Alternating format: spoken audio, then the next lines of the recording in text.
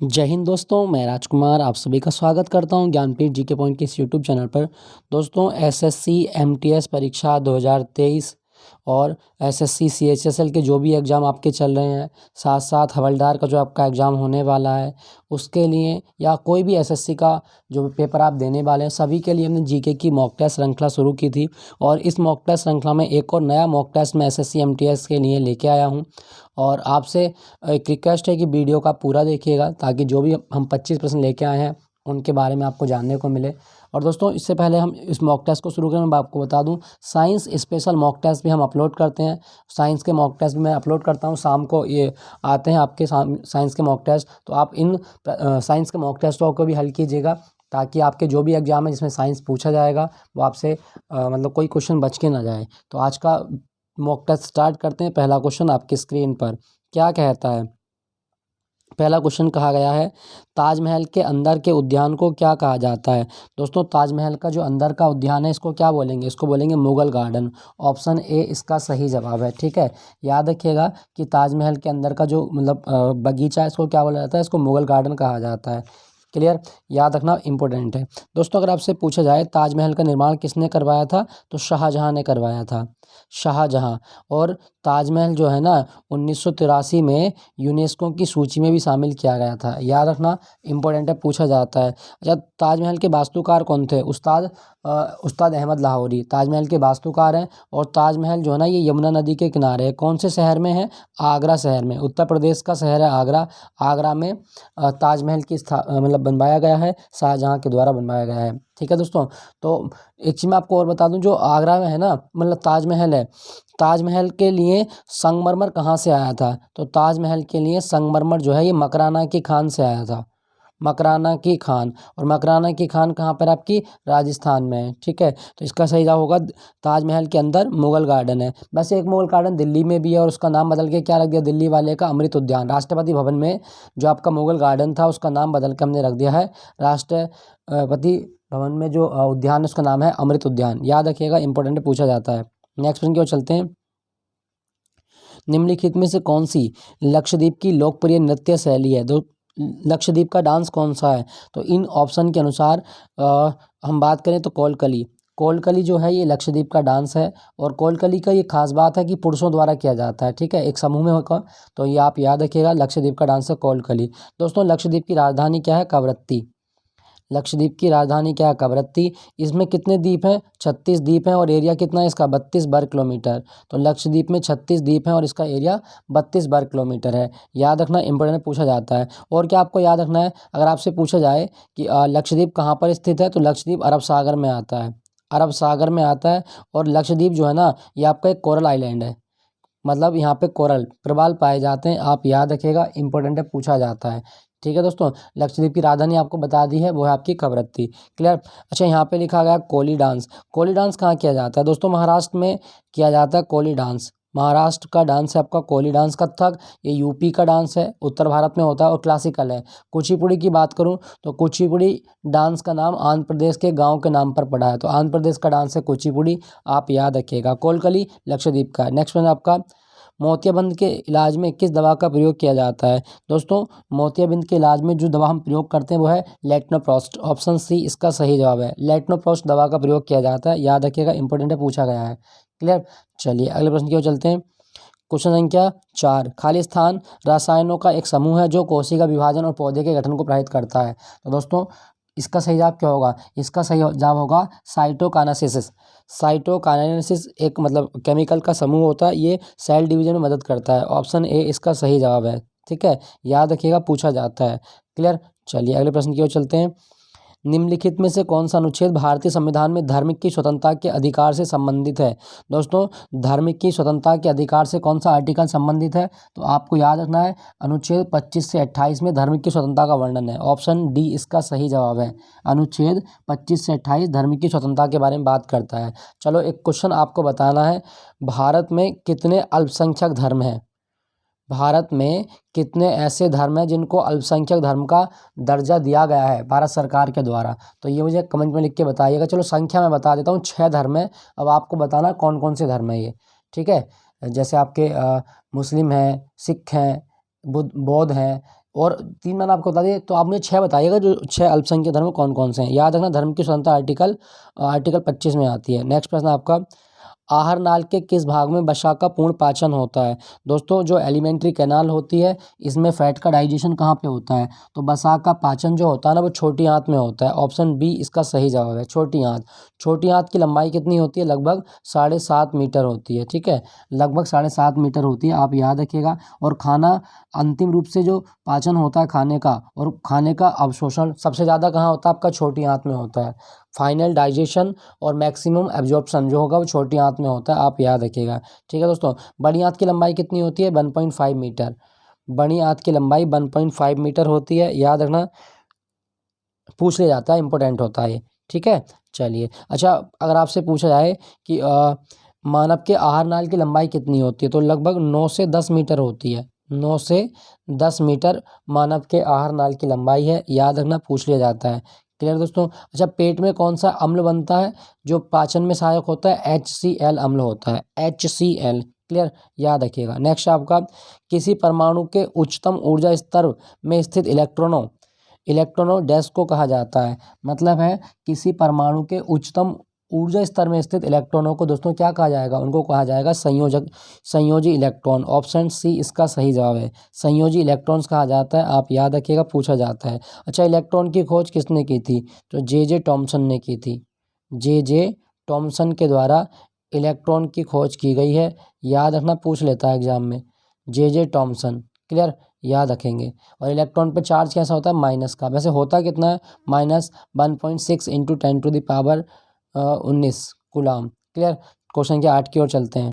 Question संख्या 8 क्या कहता है, कहा गया है निम्नलिखित में से कौन सा समीकरण भौतिकी में दाब का प्रतिनिधित्व करता है। मतलब है, दाब के बारे में बताना है। इसके ऑप्शन देखते हैं क्या है। देखो, दाब क्या होता है दोस्तों, दाब होता है एकांक क्षेत्रफल पर लगने वाला बल, अर्थात बल बटे क्षेत्रफल ही क्या होता है आपका, अच्छा सॉरी, बल बटे क्षेत्रफल का गुणा है, गलत हो जाएगा, बल बटे क्षेत्रफल। ऑप्शन बी इसका सही जवाब है, बल बटे क्षेत्रफल।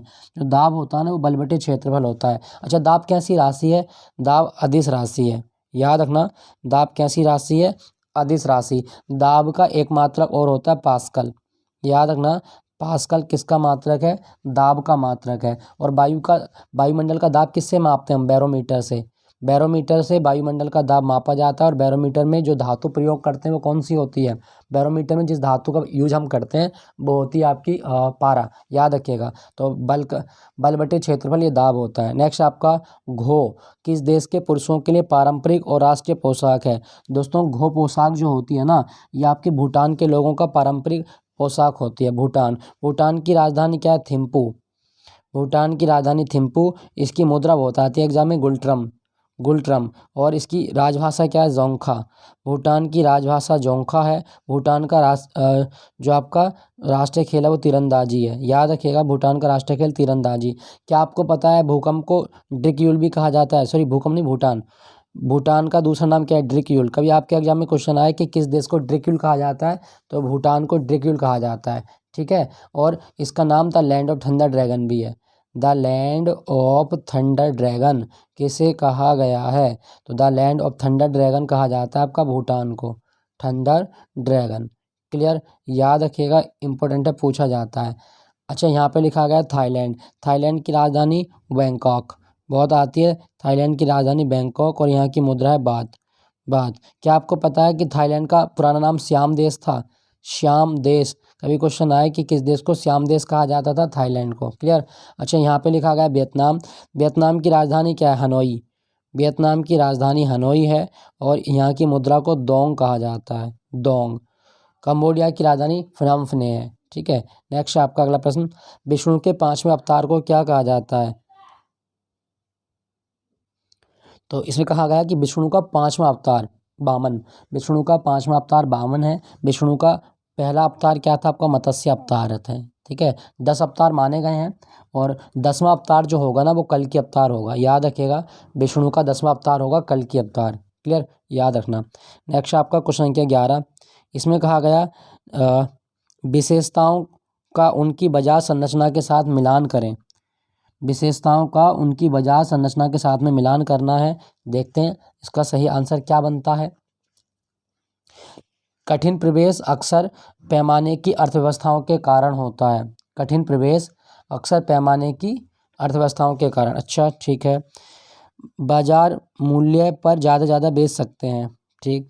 एकाधिकार प्रतियोगिता, उसके बाद विशुद्ध एकाधिकार, अल्पाधिकार, अल्पाधिकार विशुद्ध प्रतियोगिता। हाँ, यही सही है। ऑप्शन सी इसका सही जवाब है, अल्पाधिकार विशुद्ध प्रतियोगिता। ठीक है, अल्पाधिकार में विशुद्ध प्रतियोगिता देखने को मिलती है। ऑप्शन सी इसका सही जवाब है। नेक्स्ट क्वेश्चन की ओर चलते हैं। निम्नलिखित में से किस राज्य में मैंग्रोव वनों का क्षेत्रफल सर्वाधिक है? दोस्तों, मैंग्रोव वन जो होते हैं ना, ये ज्वारीय वनस्पति होती है, मतलब ये दलदल वाली क्षेत्रों में भी उग सकती है। तो सबसे बड़ा जो मैंग्रोव कवर आपको देखने को मिलेगा वो आपको सुंदरबन के डेल्टा में मिलेगा, मतलब पश्चिम बंगाल में देखने को मिलता है। ठीक है, मैंग्रोव वन पश्चिम बंगाल। दोस्तों, अभी भारत सरकार का जो बजट आया 2023-24, इसमें एक योजना सरकार ने शुरू की है, वो है आपका मिस्टी योजना। तो कभी क्वेश्चन आए कि मिस्टी योजना का संबंध किससे है? मैंग्रोव वनों से है। मिस्टी योजना मैंग्रोव वनों के लिए है, ये आप याद रखिएगा। तो भारत में मैंग्रोव वनों को सरकार बढ़ावा देगी, इसके लिए मिस्टी योजना शुरू की गई है। तो भारत में सबसे बड़ा मैंग्रोव कवर कहाँ पे मिलता है? पश्चिम बंगाल में। दोस्तों, पश्चिम बंगाल में 2 टाइगर रिजर्व हैं। एक याद रखिएगा, एक बुक्सा टाइगर रिजर्व, ये बहुत आता है एग्जाम में, और दूसरा आपका Sundarban tiger reserve. Sundarban tiger reserve भी है, नेशनल पार्क भी है, रामसर साइट भी है, डेल्टा भी है। तो सुंदरबन टाइगर रिजर्व ये पश्चिम बंगाल में है। ठीक है, पश्चिम बंगाल में एक नेशनल पार्क याद ना, जल्दापारा। जल्दापारा नेशनल पार्क कहाँ पर है? तो पश्चिम बंगाल में जल्दापारा नेशनल पार्क है। साथ साथ गोरुमारा नेशनल पार्क भी है पश्चिम बंगाल में, याद रखिएगा, इंपॉर्टेंट है। भारत में सबसे ज़्यादा जूट कहाँ होता है? भारत के अंदर सबसे ज़्यादा जूट पश्चिम बंगाल में होता है, आप याद रखिएगा, इंपॉर्टेंट है। दोस्तों, वैसे यहाँ पे एक शब्द लिखा गया है वन। वैसे वन किस सूची का विषय है? वन आपका समवर्ती सूची का विषय है, याद रखिएगा, वन किस सूची का विषय है? समवर्ती का। क्लियर। अच्छा, यहाँ पे लिखा गया एक ऑप्शन में सिक्किम। भारत का सबसे छोटा राज्य जनसंख्या के हिसाब से कौन सा है? सिक्किम। और सिक्किम की स्थापना कब हुई थी? 36वां संविधान संशोधन अधिनियम 1975। 36वां संविधान संशोधन अधिनियम 1975 के द्वारा 16 मई को बना था। 16 मई 1975 को सिक्किम भारत का 22वां राज्य बना था, याद रखना, इंपॉर्टेंट है। सिक्किम जो है ना, इसका नया साल याद है ना, लूसूंग। लूसूंग कहाँ का नया साल है? सिक्किम का। नेक्स्ट वन की ओर चलते हैं। किस राज्य में मानस टाइगर रिजर्व है? दोस्तों, मानस टाइगर रिजर्व कहाँ पे देखने को मिलेगा? तो मानस टाइगर रिजर्व देखने को मिलेगा असम में। मानस एक नदी का नाम है, असम में ये टाइगर रिजर्व है, याद रखिएगा, पूछ लिया जाता है। ठीक है, और 1985 में इस टाइगर रिजर्व को यूनेस्को की सूची में शामिल किया गया था, याद रखना, इंपॉर्टेंट है। वैसे अगर आपसे दोस्तों पूछा जाए कि क्या असम में कोई और टाइगर रिजर्व भी? यहाँ काजीरंगा। काजीरंगा नेशनल पार्क जो एक सींग के गैंडे के लिए प्रसिद्ध है, कहाँ पर है? वो है आपका असम में। नामेरी नेशनल पार्क, तो नामेरी नेशनल पार्क भी आपका असम में है। ओरांग नेशनल पार्क, ओरांग बहुत इंपॉर्टेंट है, ओरांग कई बार आता है एग्जाम में, ओरांग। रायमोना नेशनल पार्क असम में है, रायमोना नेशनल पार्क असम। ठीक है, तो ये कई सारे नेशनल पार्क देखने को मिलेंगे असम में। दोस्तों, असम का ना एक डांस याद रखिएगा, और वो है आपका सतरिया।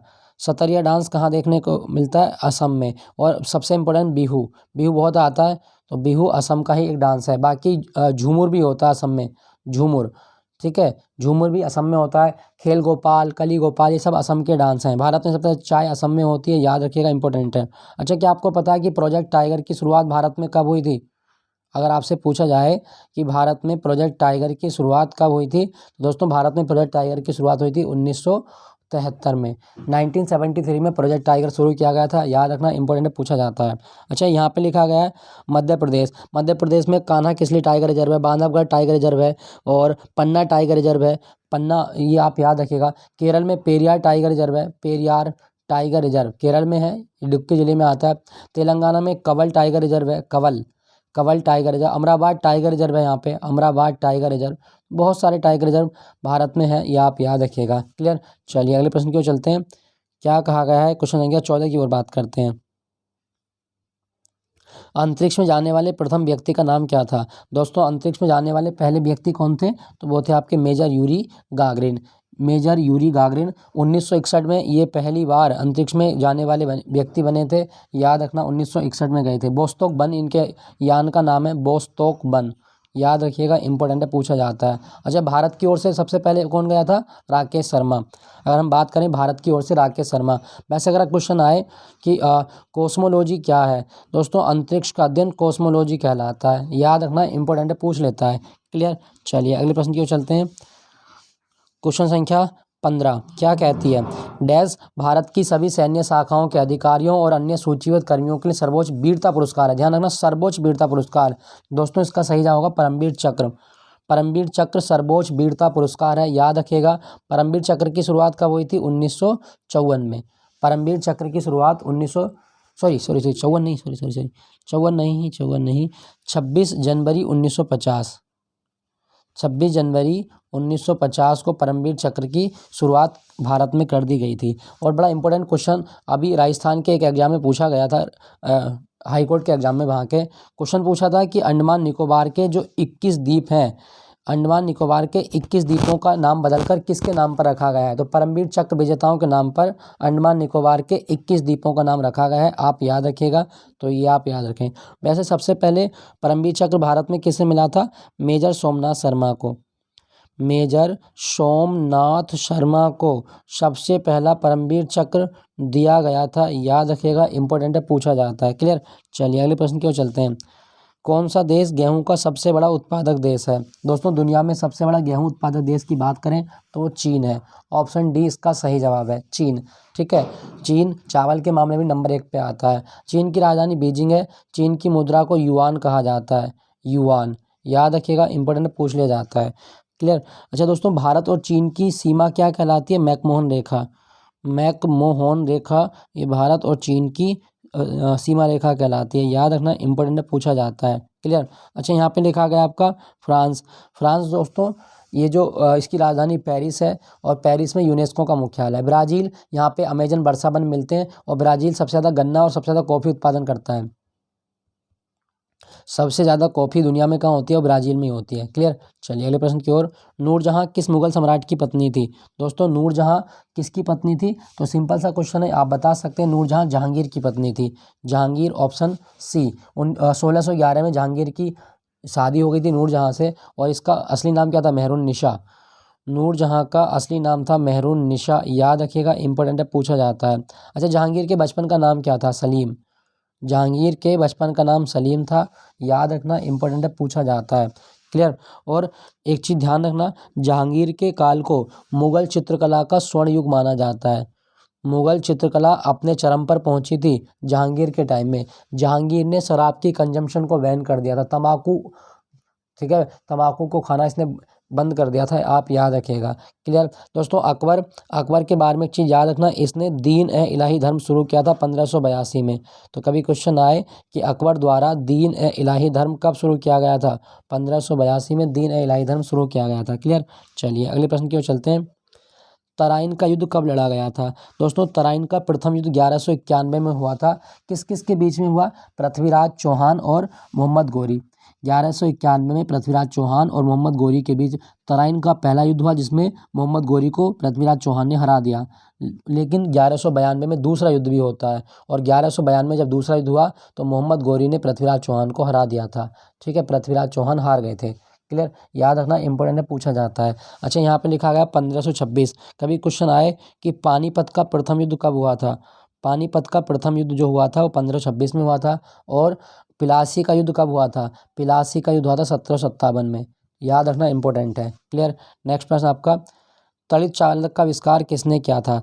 सन 1749 में तड़ित चालक किसने बनाया? देखो, तड़ित चालक का मतलब क्या है कि जो ऊंची ऊंची बिल्डिंग होती है ना, उन पर बिजली ना गिरे, कोई भी जो थंडरबोल्ट होता है उसका हानिकारक इफेक्ट ना पड़े, इसके लिए तड़ित चालक उनके ऊपर लगा दिया जाता है। तो तड़ित चालक का आविष्कार किसने किया था? इसके ऑप्शन देख लेते।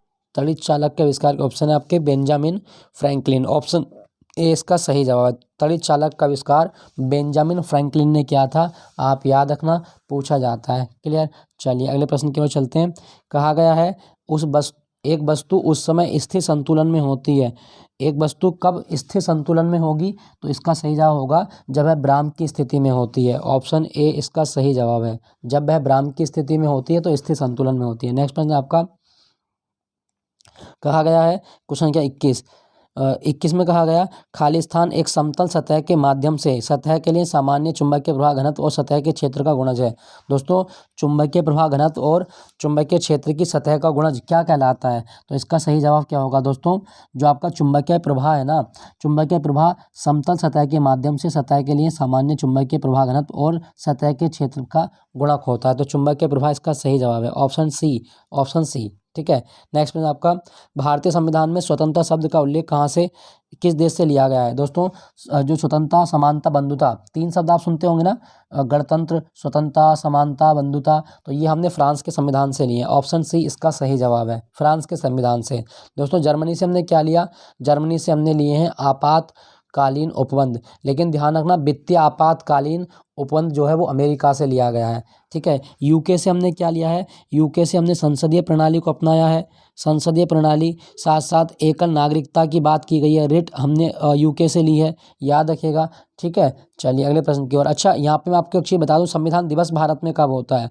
26 नवंबर को संविधान दिवस होता है और भारत का संविधान प्रेम बिहारी नारायण रायजादा ने अपने हाथ से लिखा था, याद रखना, इंपॉर्टेंट है, पूछा जाता है। नेक्स्ट आपका निम्नलिखित में से किस नोट पर सांची का स्तूप है? दोस्तों पहले तो आप याद ना, सांची का स्तूप जो है ये अशोक ने बनवाया था और ये भारत के किस राज्य में देखने को मिलेगा? मध्य प्रदेश के रायसेन जिले में। तो मध्य प्रदेश में देखा जाता है, सम्राट अशोक ने बनवाया था। तो सांची का स्तूप जो छापा गया है वो 200 रुपये के नोट पर छापा गया है। ठीक है, 200 रुपये का नोट, क्लियर। और इसका साइज कितना है? 66 गुणा 146 mm। 200 रुपये के नोट का साइज 66 गुणा 146 mm है, याद रखना, इंपॉर्टेंट है, पूछा जाता है, क्लियर। ठीक। अच्छा दोस्तों यहाँ पे मैं बता दूं 2000 रुपये के नोट का साइज कितना है? तो 66 गुणा 166 mm, याद रखिएगा। 500 रुपये का नोट का साइज 66 गुणा 150 mm, ये आप याद रखिएगा। और 100 रुपये के नोट का साइज, ये चाहो तो आप मुझे कमेंट में लिख के बता सकते हो। ठीक है, तो ये आप याद रखना। नोट छापने का काम किसका भारत में? आरबीआई का, भारतीय रिजर्व बैंक नोट छापने का कार्य करता है, क्लियर। चलिए अगले प्रश्न की ओर। द्विखंडन द्वारा प्रजनन कहाँ किस में होता है? दोस्तों द्विखंडन द्वारा प्रजनन आपको देखने को मिलेगा अमीबा में। अमीबा ये एक कोशिकीय होता है, याद रखिएगा, अमीबा एक कोशिकीय है, बहुत बहुत इंपॉर्टेंट है, पूछा जाता है। ठीक है। चलिए अगले प्रश्न की ओर चलते हैं। क्वेश्चन संख्या 25, मालगुडी डेज किसकी रचना है? दोस्तों मालगुडी डेज जो रचना लिखी गई है ये आर के नारायण की रचना है। ऑप्शन डी इसका सही जवाब है, आर के नारायण की किताब है मालगुडी डेज। तो दोस्तों ये थे आज के 25 क्वेश्चन। आई होप ये सेशन आपको अच्छा लगा होगा। अच्छा लगे तो एक लाइक ज़रूर कीजिएगा। मिलता हूँ आपको अगले मॉक टेस्ट के साथ में। Thank you for watching Gyanpeeth ji के पॉइंट।